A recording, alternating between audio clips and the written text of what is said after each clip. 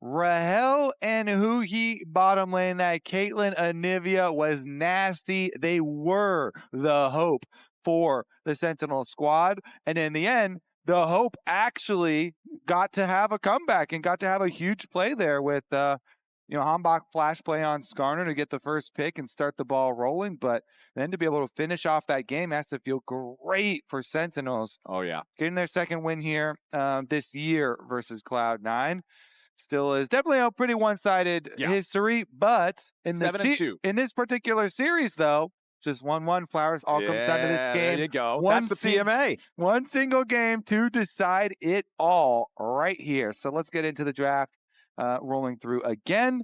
And I have to say, once again, that Talia is starting to think about that one as well.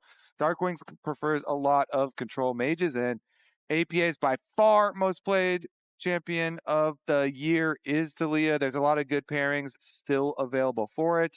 Vi is up and washing around the pool, so let's see.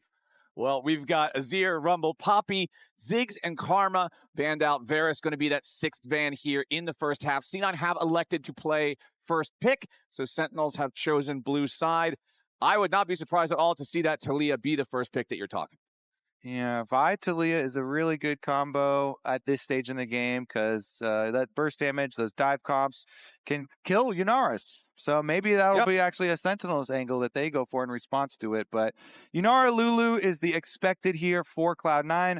Zven has loved Yunara ever since the champ came out. They played a lot of games very aggressively with the Yunara Lulu combination.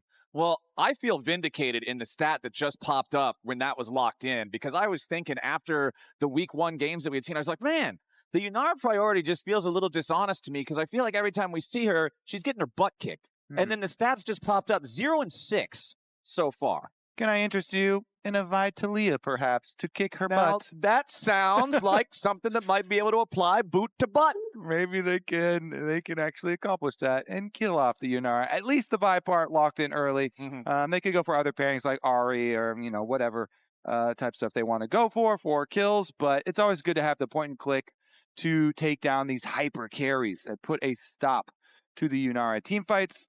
And so we'll shift on through. Okay, they do go another route, and the Annie instead, the AoE route, pretty nice here. Flash Annie plays have been very big. DARKWINGS, though, we'll see how he can navigate this. Usually he's high DPS for the team fights, but not necessarily an initiator. And now we'll be on a quick timer here with Vi and Annie ultis and burst damage at their disposal. Cloud9, when you're looking at those dive comps that burst damage, they want a big old tank for the Yunara. And there's not much of a larger brick wall in League of Legends than the Sion. So that will be the pick here for Thanatos and for C9. Might go with their mid laner here as well. I mean, you kind of have to make a pick, right? Like whichever one you pick out of mid or jungle, they're going to ban towards the other pool in the second half, right? Maybe both then, because the pickup here for support, we're going to get the Neeko combination. Could be APPA's mid. Because it's APPA.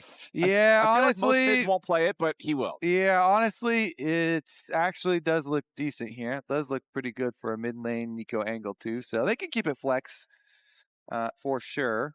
Of course, it could be a way of like baiting out a Lulu ban. Or steal or something like that. Regardless, into the Yunara, you have some options. I kind of, personally, I like the Aphelios option. Okay. And Aphelios Infernum ults would go huge with this teamfight comp, with your burst damage on the side of Sentinels. I like the Aphelios into the Yunara because you can actually contest the level 1 with your green gun. Does a lot of work there. And then you scale super nicely and you can have huge crit damage. You can have a huge burst damage as well if you're good controlling your guns. But we'll see what angle they go with. Definitely a lot of them here. You don't want Nocturne and Neeko engages. That pairing is super scary. No, so that's nasty. I do like the Nocturne ban there from Sentinels. Well, the Lucian ban will be the first one to come through here from C9 in the second half. They don't want to have that Yunara have to deal with the potential early power down there in the bottom lane that Lucian can provide. And we will be seeing double jungle bans coming out from Sentinels and Golden Glue here. The Nocturne alongside that Wukong that they want to get rid of.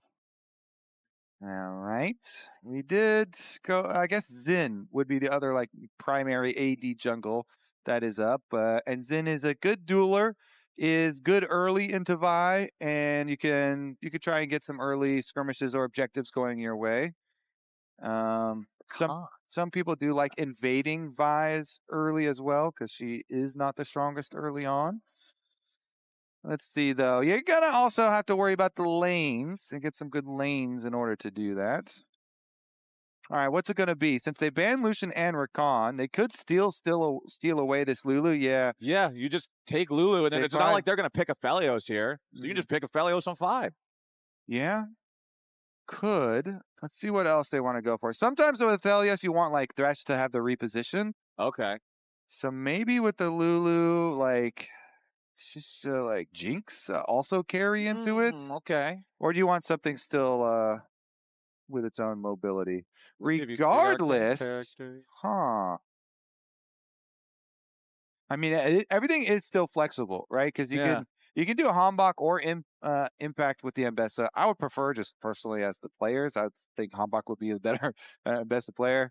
And I feel more comfortable. I mean, where would Vi go, though? I'm totally trolling. Okay. I was like, has Impact been secretly working on a top lane Vi? That would be crazy. Oh, actually, yeah, I'm kind of scared, actually. Impact Ambessa versus Thanatos Gwen? Ooh, scary. Okay, well, the Malphite is the answer here for Blaber. All right. Okay. So they do get their very strong engage. Okay, very, very strong. Are we? Wait, is it mid lane Sion? Wait, is it mid lane Malphite for APA, and it's jungle Gwen? Yeah, maybe. I don't know. Hold on, I'm still confused. We got Xayah on the other side. I know where Xayah is going. Is it jungle Blaber or is it mid lane Sion? Can you go for the tank? You can go tank. That's what I was thinking at first was mid lane Sion, and Annie can just never kill him. Yeah, mid lane Sion doesn't have a lot of plays, but it is very successful when it does get plays. And your Soul Furnace, and you can just sustain through Annie, and Annie's all about burst damage. Okay, so there we go. Now everything's making sense. Yeah. And we get the mid lane Sion into it, the tank. Okay. So we've got a lot of engage, a lot of burst, some dive power here on the Sentinel side. Ambessa, Annie, and Vi all going in together is very scary stuff. Xayah is also one of the champions that can peel for herself more effectively than others can. If Malphite's ulting you from a long distance, you can reactively use your R to dodge away from him. But over on the other side, yeah, we've got two really big meatballs in the Malphite and the Sion together here to be the front line, and Yunara to be that scaling threat that will deal the damage from behind later on. Okay, APA with the Sion mid, and it's also a Malphite jungle, so it's tank mid and tank jungle. Yeah. That's it's not a lot of damage between those two. But if your opponents are Vi and Annie a lot of burst damage, then, you know, maybe there is the angle. I can respect it. I like to see this type of creativity. You're up against something that you know is just turbo dive, turbo burst. So make something that even if you kill him, he just stands back up, farms the wave, and then comes back in a second anyway. Let's see. How effectively can APA continue to farm, stack up his Soul Furnace in mid lane, and remain safe from ganks? Okay, just checking in here because anytime you see one of these assignments, it's abnormal. I always want to look at the keystones and whatnot. APA taking the Summoner Spellbook on the Sion in this one, just for the extra creativity, the extra versatility of options as the game goes on. Everything else does seem like pretty standard stuff here. Again, I do want to see how this top lane matchup is going to go. I honestly do like it a lot better seeing Thanatos on something like Gwen that can be more of a carry, because I feel like he should be able to build an advantage and punish impact. Yeah, Thanatos. Really big fan of Gwen. Definitely one of his favorite champions and has the carry potential for sure. I'm still interested about the mid lane matchup here for APA with his Sion cook, because I'm assuming you rush Hollow Radiance. That just seems so... Like probably. Like, that's the Galio It seems so good for, like, mid lane push and just sustain through any of the harassment and damage that the Annie's going to throw your way. Plus, you get the Explodey passive to make it so even if he has priority over the wave to clear it out, you just insta-respawn and clear it. Yeah. So, nothing to that. Yunara, 7 consecutive losses. The longest active loss streak in the LCS right now. Thank you, producers, graphics, stats, everybody, for vindicating yet again my feeling that this champ just hasn't been performing. Oh, they got 2 of them? There were 2 Yunaras on your screen there with the Neeko turning into an extra one, so that's... If Sentinels wins this, that means she's 0-9. Wow. That's she loses crazy. Twice. Is that how those stats work? That's crazy. Yeah, that's totally how the stats work. I could definitely be a stats guy. Statistician. So far, it is looking pretty good for DARKWINGS still, and he's getting some good push, and he's getting some good pressure as well. And both junglers, since both junglers are tank junglers that are really level 6 oriented tank junglers, and wait a second, Impact actually got some a good trait there, and gets control of top. I like that for Impact. Let's see if he can stand up to the test that is playing carry versus carry against Thanatos. Yeah. Because that is not an easy test to pass. I wouldn't bet on it. So, yeah, props to him. Let's see. We'll continue to check how it goes. Thanatos going to go for his recall now with his teleport. Let's see. Well, we talked about, remember game number 1 was after Cloud9 got in control, we talked about how important it is for Sentinels to have a positive mental attitude. Don't let yourself get tilted. Come into game 2, fresh new game. You're losing game 2 for 90% of it. You come back and win because you stayed. Positive mental attitude. Now coming here into game 3, the question is, can Cloud9 shake it off? Because I feel like, yeah, you're going to beat yourself up for the big blunder and the throw at the end of game number 2, but you are also winning for 90% of that game. I 100% agree, Flowers. I also am still looking at the Sion answer into Annie mid, and DARKWINGS was up 10 CS already at 3 minutes. So that's a price you pay, I guess, for it. But that's kind of expected. I mean, before you really get your Soul Furnace stacks, before you get any magic resistance, it can be a little bit of a pain there. He goes back to base. Unfortunately, his first buy, he doesn't have enough money to complete the full Spectre's cowl, which feels so nice. So yeah, he has a cloak and a bead and a cookie. Nice. A cookie to go with his drink, his potion. He's eating well. Part of a balanced breakfast for Sion. The reason I'm so focused on it, Flowers, is because what happens when Annie, of all champions, has control of a lane? She roams all the time, and then she makes it everybody else's problem, and this is a burst champion with a speed up with her shield. And so if your Annie has control of the lane mid, then you have a hard time controlling the rest of the game because the Annie gets the push mid and then go roam. So Sion, theoretically has the ultimate to be able to follow. So if you can get to your Hollow Radiance and have very, very easy wave clear, and even before that, you can kind of receive waves. Maybe you can follow plays a little bit later with your ult. Well, right now, the only thing APA is following is his little minions right towards the enemy wave as he sits there and watches Annie farm it first, since that's just the nature of this matchup early on. Thanatos versus Impact back up in the top side. I think this one's going to get spicy here shortly because they're both almost level 6.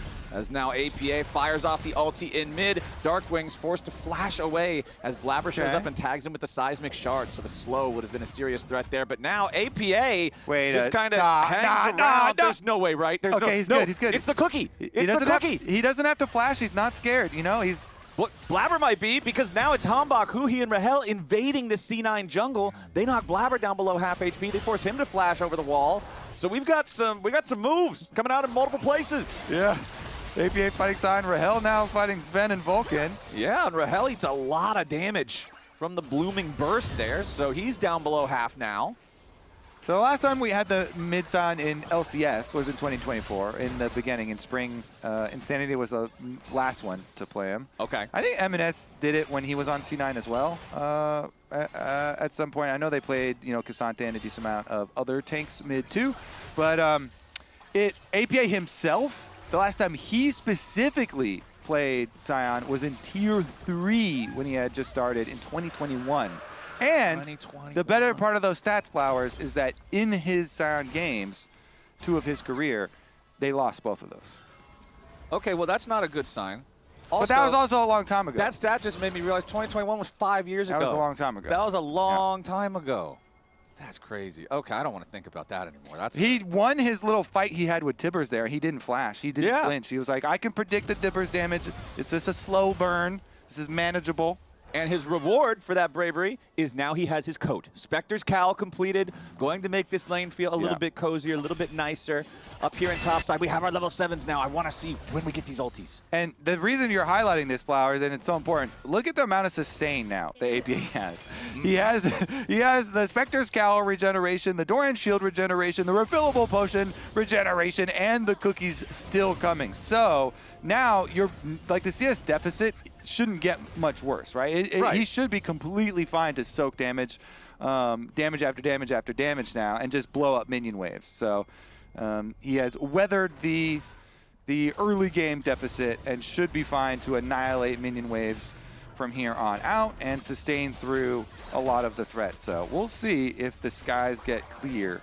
And that's here on out. Exactly what you just saw mid. You pop Soul Furnace, you charge Decimating Smash, you let it go, pop the Furnace again for the detonate, you farm the whole wave, and there's not really anything APA, or excuse me, the Darkwings can do about it, because he doesn't want to just vomit all of his spells into a Sion shield. That's actually another cool thing. If you play Sion mid, if you can steal away Raptors, like the jungle camps, little Raptors and stuff, they count for your Soul Furnace too. You burn these things up, and you can be you get a lot of passive stacks.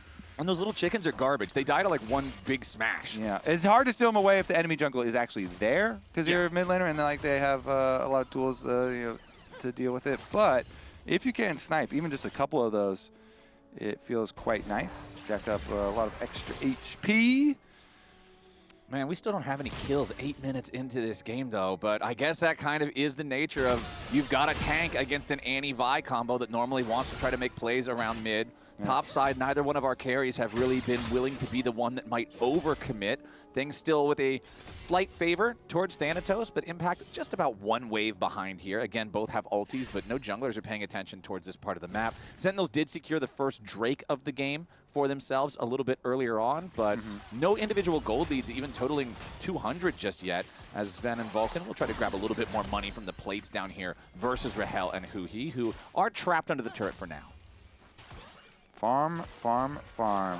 Blaber's got an ulti, though, and he wants to use it, so Malphite's going to say hello, push you under tower, and honestly, Sion's going to come too. The full roam here. Cloud9 will push the bottom lane out. Okay, huhi's going to try to get away from this Malphite, but the point-blank unstoppable force locks huhi up a little bit longer. There is no wild growth. He's only a level 5 Lulu, so that's first blood for Blaber at C9. Oh, they get the kill, and they can fully zone Rahel from the minions. Can they just keep this blockade up? Rahel wants to get back in for the minions. Recalls are channeling, so he's going to be able to get in there for the next wave at the very least. But, yeah, they're winning CS on bottom side. They make a successful gank and roam play here. So, setting up Zven for success this time around. Blaber ends up being able to get the kill. They definitely needed to grab that kill, because with the flash, he was close to getting under his tower. Uh-oh. Impact, though, might just be caught proxying now as he tries to flash over the wall. What in the... Yeah, we don't need to know about HamBak right now. We got to keep our eyes on Impact as he continues trying to escape. Blaber with the flash forward. Just tries to keep Impact locked up a little bit more. Most of Ambessa's cooldowns are still spent. APA rotates over. There is so little damage between the mid and jungle of C9.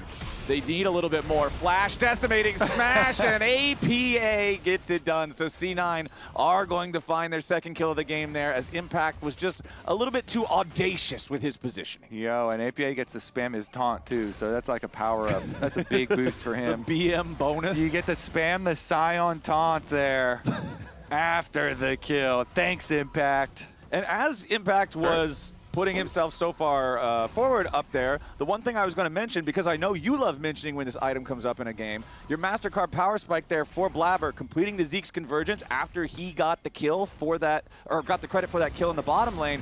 This is a great thrift store item for tank junglers. Gives you a ball of a little bit of everything you want, plus synergizes so well with Malphite's ulti. Yeah, it's so good. You ult onto them, you get the big slow around, and then your Q slow as well.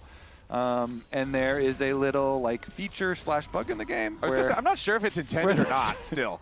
Where the slow actually stacks, and most pretty much all slows don'ts, but anyways, they are going to burn through this dragon. Blaber is here. He's got a smite. 900 for him, 900 for HamBak. Who gets it? Blaber wants it, and Blaber gets it. Just walks on up, yoinks it away. HamBak charges in with a Vault Breaker, but that's only the enemy Malphite. They're not worried about the Vi trying to hit him at all. HamBak continues full sending it forward, flashes out of the wall to stay away, stay alive. Zven's the first to die. DARKWINGS grabbing the kill credit on that one as Vulcan gets a pop. Blossom to buy a little bit of time, but Sentinels now look for the kill into APPA. Blaber's the next to try to escape, but a nice polymorph keeps him in place. Meanwhile, Vulcan has to run away from Tibbers the entire time. Rahel with a flash out to stay alive as APA's dead body tries to chase after him. It's a bloodbath of a fight around the dragon. We might not be done just yet. Public execution over the wall chases Blaber. Impact wants this next kill. He finds it as Vulcan tries to snipe out Rahel in the very back end of the fight, but he can't quite get there. So both AD carries gonna walk out there. Nice position there from Impact after he ults on the Neeko and the AD carry, my bad. Yeah, after he ults onto Blaber and then he sticks on the wall to try and like body block a little bit, make sure he can't run away. This fight got crazy though, Flowers. After Blaber steals the dragon, then Sentinels are like, all right, fine, we teleport in, we're gonna bring everybody. Vi ultimate goes down, and they do get a flash out for HamBak, so he does get to live. Meanwhile, inside the pit, you got the big ulti there, locking everybody else up, and Sentinels collect a lot of extra gold here. So Cloud9, they did get the dragon, and you can see on the mini-map this time, Gwen is split pushing up there. Yeah. So the teleport was used from Sentinels, but this was a nice little snipe there, and then Impact positions here, so Blaber can't get away either. I guess regardless, was going to be able to get it.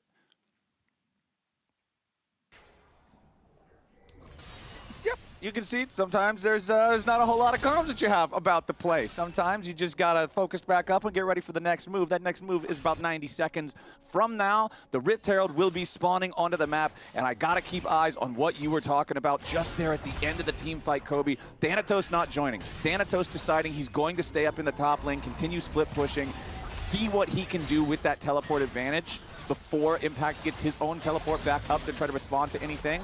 Thanatos is the only TP currently active on the Rift. Everyone else's is on cooldown.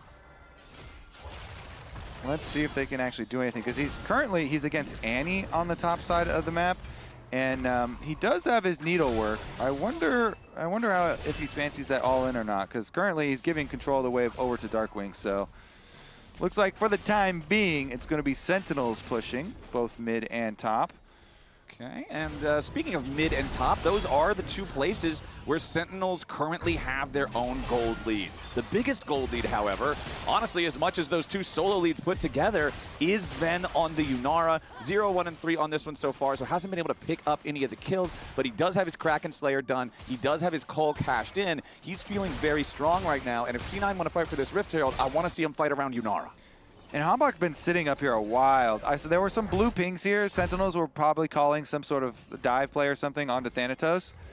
But even with sitting around up there, you know, HamBak kind of waits around and try push for a while. They call off the play. It takes a long time, and then Thanatos does successfully escape and just leaves recalls, and they go for a lane swap instead, put him mid.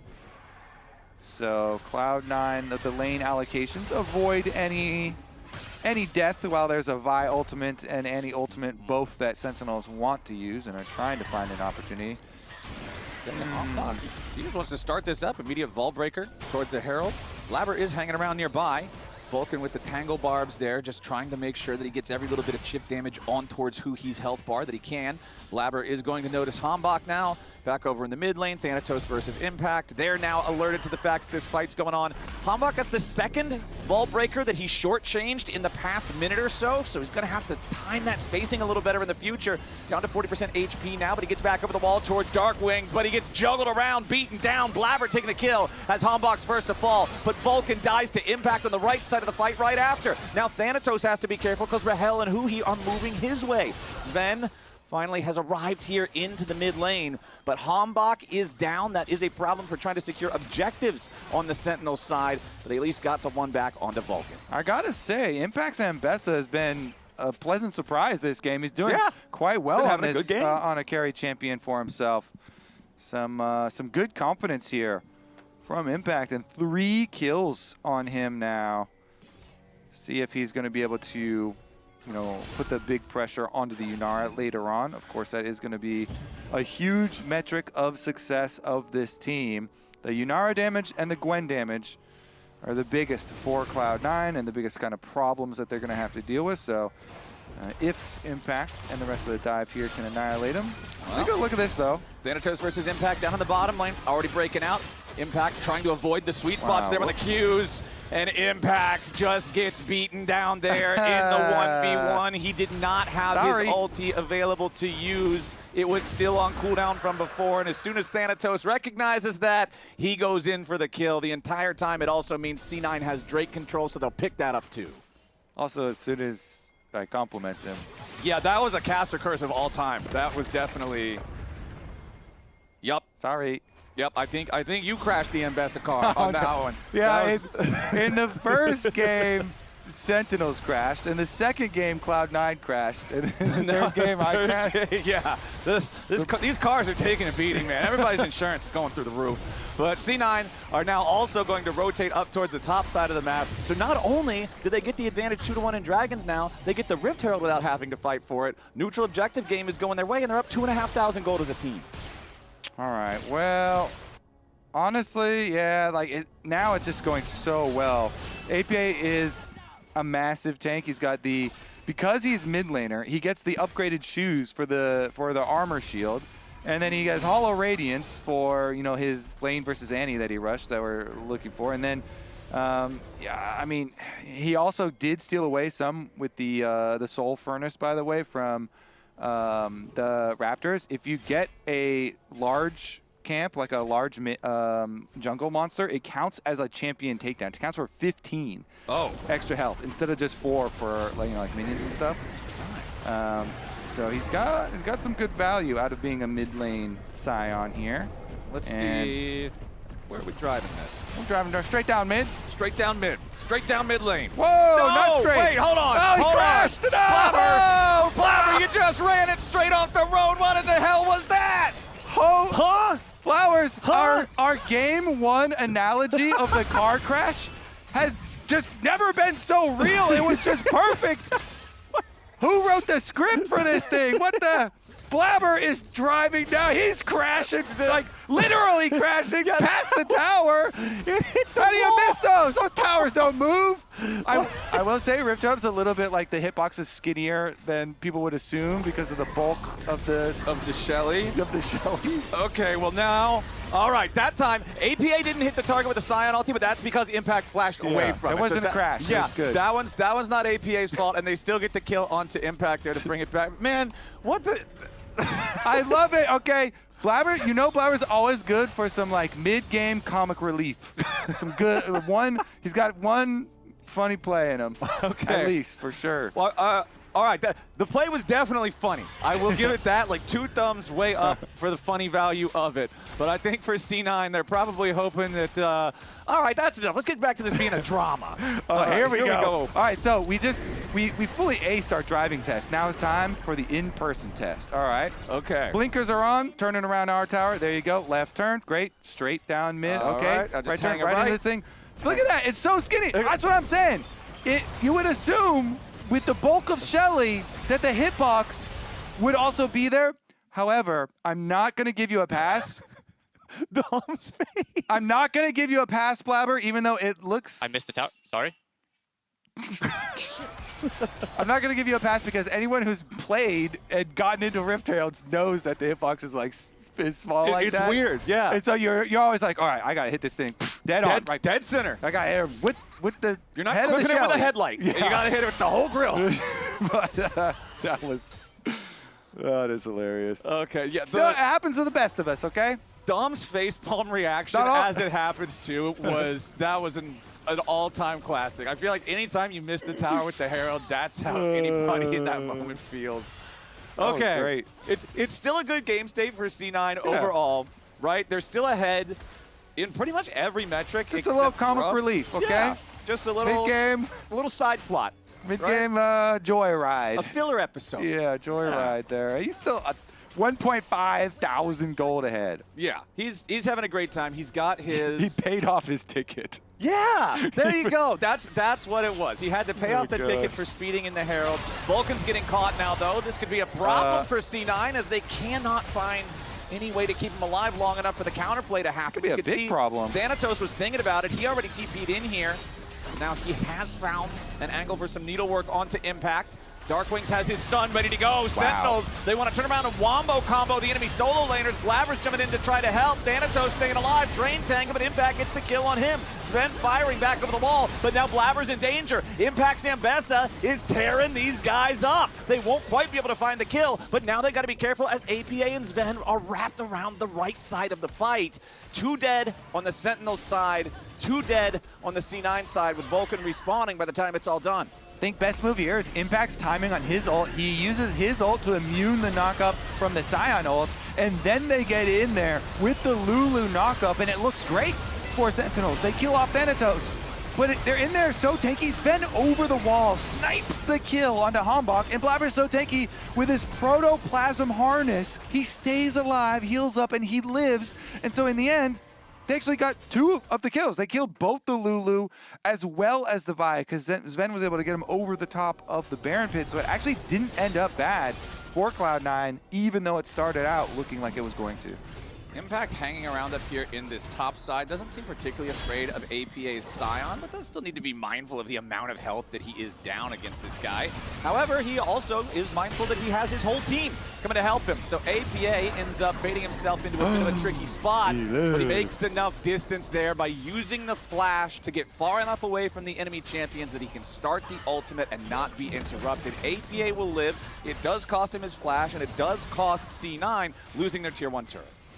And I presume the reason why he was confident up there and didn't think there was going to be a lot of people is because his team was getting Dragon. So now you have Dragon Soul point for Cloud9. Yeah. And not only that, but APA still got away.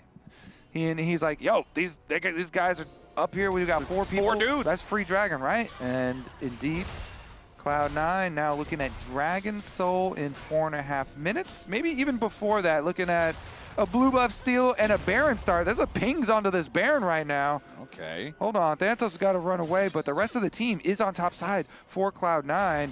They do put the controller down, but they think better of it. I'm out. No. Yeah, he was having a fun time with that one. He's chilling. Meanwhile, movement, he says. Always one to take the advantage to Yap. I mean, that's Baron Flowers. Yeah, Sentinels, I mean, they're going to get the tier 1 turret, but surely they know something's going on here. There's nobody on the map anywhere. Impact is pushing bottom with no resistance. Everybody else pushing mid with no resistance. Where could they possibly be? Well, the answer's Baron, and C9 now just get it uncontested 24 minutes into the game. Sentinels got a turret plate off bottom and the rest of the mid turret that was still standing there. APA is pretty tanky. Yeah, they're going to full send the Vi ultimate, the whole kitchen sink after him. And they do get the shutdown there. So that always feels really nice if your opponents manage to grab the Baron and you can immediately find a pick right after. You force them to be 4v5 on the map for the next 45 seconds or whatever, and they lose a lot of power. Impact missed the cannon minion, though. RIP -1. Yeah, that makes it feel less cool. He was thinking about like maybe going to interrupt Thanatos' recall, and then he just dashed too far away from the cannon. Vulcan, so a river puppy? A river puppy? A river puppy. I feel like though that doesn't actually do the camouflage job. I gotta rewind and look at this river puppy? What? Yeah, dude, he was a river puppy. He turned into a puppy and walked around in the river. He was transformed in one of the baby wolves, but I don't really know how this like works as a camouflage, because why would the baby wolf ever be in the river? Well, it hides you. It's just you hides you on the mini map, so that camouflages. Oh, okay. So you're just. But I agree with you that if someone saw a wolf in the river, they would be a little suspicious. A little hesitant. I wonder what that's doing down there. Yeah. Why is the wolf there? But okay. But it's cute. Yeah, I mean, maybe that's just what you want to do. You just want to walk around as a wolf for a little bit. River puppy. Well, he wants to be cute. You know, he's headed to Coachella, going to take some Instagram pictures. Yeah, just be a Instagram celebrity dog. I'm just a river puppy. River puppy. Don't mind me. Just a puppy in the river.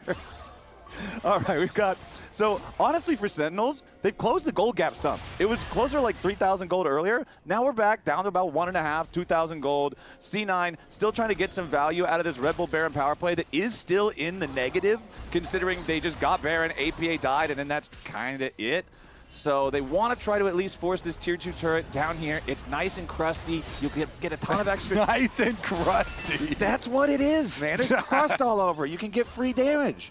They can't touch it though. You can look. Oh, nope. There you go. There goes all the turret crust. C9's going to make the play down there, but meanwhile, back over in the mid lane, Rahel has the DPS for days.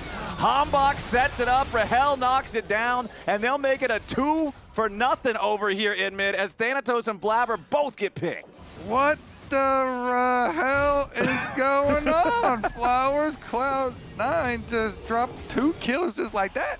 Yep. Well, it turns out LDR being completed means Blaber and Thanatos both feel way less comfortable about their frontlining. That's true. You should feel very uncomfortable. Those feathers are flying through. You basically get no armor. You're getting shredded by Vi with denting blows and Black Cleaver. Whoa, Vi might get caught though. Yeah, he tries to vault break away, but man, the reinforcements are numerous. They even managed to hand the kill over to Zven's Yunara, so a nice punish there by C9. Yeah, all right. We're going to have to start handing out our own punishments. You're going for Krugs on top side of the map when the rest of your team all in base, all on bottom side. That is some greed. Yeah, and it's a deadly sin, my friend, because here's the problem. That Ocean Soul you mentioned earlier for C9, that's spawning in 15 seconds. HamBak's not alive for 25. Shoot. Yeah, Golden Glue's going to have to hand out some punishment, bro. What in the world? You are greedy as hell. Well, it looks like that level of greed is going to be sin punished for the entire team, as nobody on Sentinels knows they can contest this right now. They're not even going to go towards it. Costly Krugs. Yeah, costly Krugs. I like that. Alliteration always makes everything sound a little bit better. But costly is like with a C and then Krugs are with a K, so. Well, it's because English is a silly language where the letters make the same sound, even if it's a different letter, right? I'm down. You get full points for that. It's why I always got pissed off at Chempunk Chainsword, because it's a CH and a CH, and one says K and one says Ch. You know what? Just don't make any sense. I'm with you, Flowers. Yeah. I'm ride or die. We got to do something about that. And the whole series today has been ride and die, because everybody is just taking these cars and running them off the road the whole time. 10 versus 10 now, though. 2,000 gold separates the game, but C9 did just secure Ocean Soul for themselves. They did. And you have such a tanky team. Did they secure it for themselves, or did HamBak secure it for them? Okay, I'm not gonna be BM. I'm just gonna say philosophical debate right now. What do you think, chat? Who secured that Dragon Soul? Was it HamBak or was it Cloud9? HamBak. I'm gonna need to see some votes with IDs. Yeah, I think you're probably going to get a lot of one answer in the Twitch chat. Who for that secured the soul?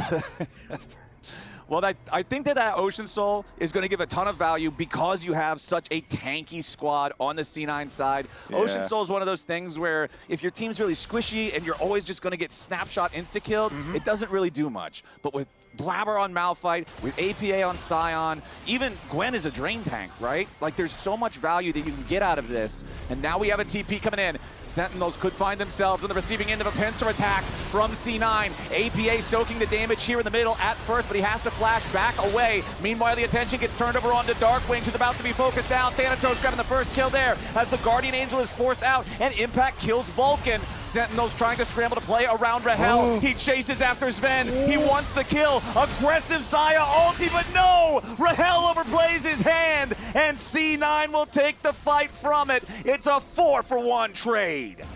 That was crazy. Zven Pepega-frogged Rahel while he was in the fight, running away from him right after he flashed at him. Holy, that's the end of the game, Flowers! That's the end of the whole series. Can we end? Yeah. Yes, you can. The end is nigh. C9, it was a battle of a series here against Sentinels. Game number 3, the closest of them, I would have to say, but it was C9 who ultimately triumphed. It is C9 who will go up to a total of 8-2 in 2026 against Sentinels now. They've got this team figured out. Well, mostly. There's now the Rift There's a Herald. couple of things left to figure out. Rift